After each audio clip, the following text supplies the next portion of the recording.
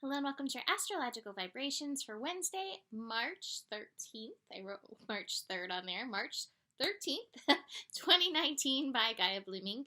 I am Mimi, and our energy mantra for today is understanding comes as I work with what is. And that's what we really want to be doing during Pisces energies, noticing what shows up and working with that. Now, that being said, we're building into a fast moving, but a bit of a mutable T-square. So T-square energies means we have some opposition going on and we have some squares. So opposition can be a little bit of push and pull. Squares bring resistance. And especially with mutable T-squares, it can feel like there's so many options, so much information out there, and it can be head, heart, body, esoteric, logical, and it can get so jumbled and confusing. And that's the number one card I have for us today is that Harmony card in reverse again.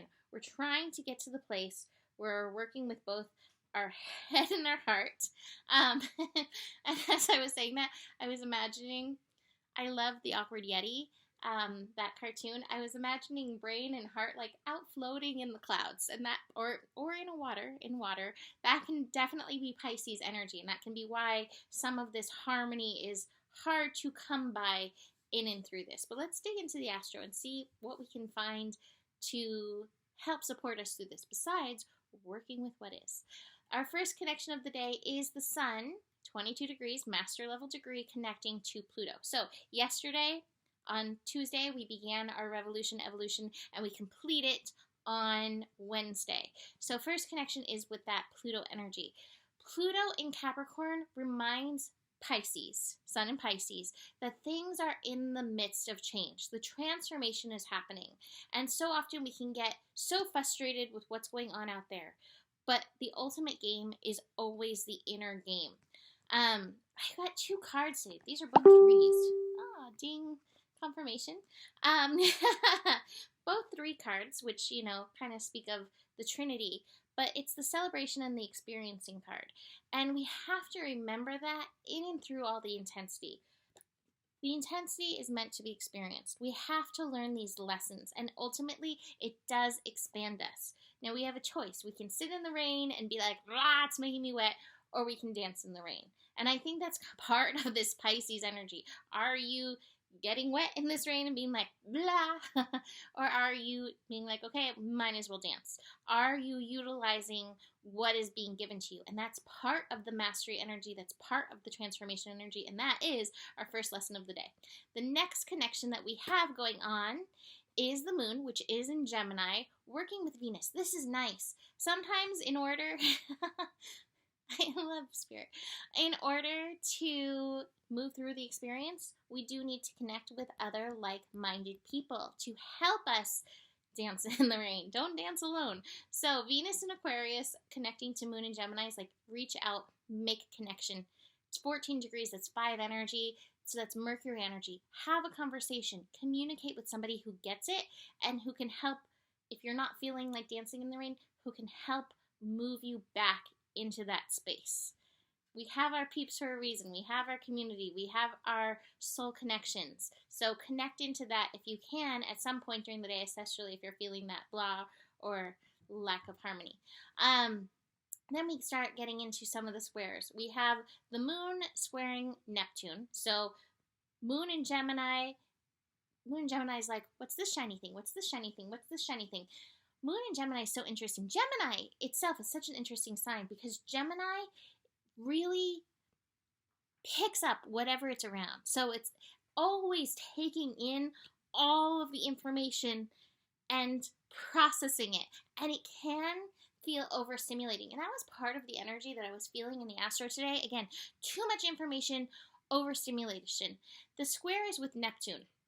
It may be hard to sit still, be still in this. But I feel like connecting in, meditating, getting quiet for a minute. I told somebody with Gemini rising this today in a reading. Sometimes the Gemini energy needs a little time to be by itself, to remember who it is, so it's not twinning these outside things. I would say that with that. And right now the Gemini, you might be like, I don't want to. I don't want to sit, and I don't want to be quiet, and I don't want to be still. I highly recommend it just for a minute to be in the experience of your own energy, to remember what your spiritual connection to God, universe is, that you have the answers, that you have the connection, and that's going to really support you. The other square that we've got going on, which is all leading into this, we're going to have the major T square tomorrow, but we're feeling the first early vibrations of it.